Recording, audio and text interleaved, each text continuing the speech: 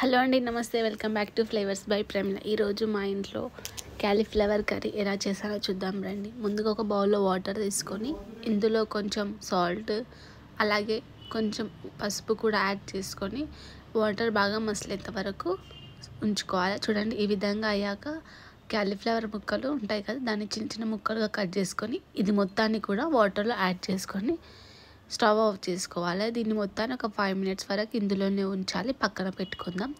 ఈలోపు మరొక కడాయిలో ఒక 2 tablespoons వరకు ఆయిల్ తీసుకుందాం. చూడండి, 2 tablespoons వరకు ఆయిల్, ఇందులోనే కొంచెం ఆవాలు, కొన్ని జీలకర్ర కూడా యాడ్ చేసుకుందాం. చూడండి, ఈ విధంగా యాడ్ చేసుకున్నాక ఇందులోనే ఉల్లిపాయ, పచ్చిమిర్చి కూడా యాడ్ చేసుకొని కొంచెం కలర్ వచ్చేంత వరకు ఫ్రై చేసుకుందాం. చూడండి, ఈ విధంగా అయ్యాక కొంచెం కరివేపాకు కూడా యాడ్ చేసుకొని ఒకసారి కలుపుకోవాలి. దీంట్లోనే మనం కొంచెం అల్లం వెల్లుల్లి పేస్ట్ కూడా యాడ్ చేసుకోవాలి.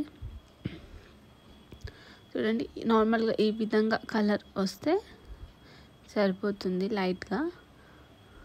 చూడండి, ఇది అయ్యాక అల్లం వెల్లుల్లి పేస్ట్ కూడా పచ్చివాసన మొత్తం పోయేంత వరకు అల్లం వెల్లుల్లి పేస్ట్ను కూడా ఫ్రై చేసుకోవాలి.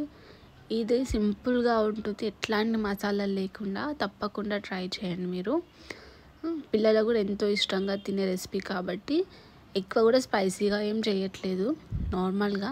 సో ఈ విధంగా అయ్యాక మనం ఆల్రెడీ వాటర్లో వేసుకున్న క్యాలీఫ్లవర్ ముక్కలు ఉంటాయి కదా, వాటిని కూడా మొత్తాన్ని ఈ విధంగా యాడ్ చేసుకుందాం. యాడ్ చేసుకున్న ఒకసారి మొత్తాన్ని కూడా కలుపుకోవాలి. చూడండి, ఈ విధంగా మొత్తాన్ని కూడా ఒకసారి కలుపుకున్నాక ఇందులోనే కొంచెం కారం, నేను తీసుకున్న క్వాంటిటీకి 1.5 వరకు కారం సరిపోయింది. అలాగే రుచికి సరిపడా ఉప్పు కూడా యాడ్ చేసుకొని ఇందులోనే కొంచెం పసుపు కూడా యాడ్ చేసుకోవాలి. ఈ విధంగా యాడ్ చేసుకున్నాక దీన్ని మొత్తాన్ని కూడా ఒకసారి కలుపుకోవాలి. చూడండి, ఈ విధంగా కలుపుకోవాలి. ఈ విధంగా మొత్తాన్ని కూడా అంతా కలుపుకున్నాక ఒక 5 minutes మూత పెట్టుకోవాలి. చూడండి, ఈ మూత పెట్టుకున్నాక ఈ వాటర్ వచ్చింది కదా, ఈ వాటర్ అంతా పోయేంత వరకు మనం మంచిగా మూత పెట్టుకొని ఫ్రై చేసుకుంటూ ఉండాలి. ఇందులో ఎగ్ వేస్తాం కాబట్టి వాటర్ ఏమాత్రం ఉండొద్దండి. సో వాటర్ అంతా చూడండి ఈ విధంగా ఎగిరిపోయింది కదా.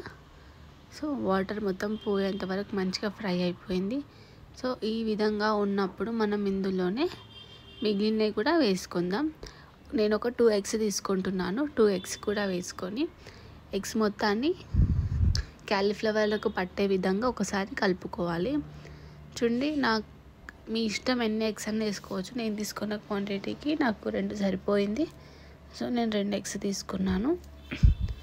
సో ఎగ్స్ మొత్తాన్ని మొత్తం ఫ్రై అయ్యేంత వరకు, ఈ విధంగా ఫ్రై అయ్యేంత వరకు ఉంచుకోవాలి.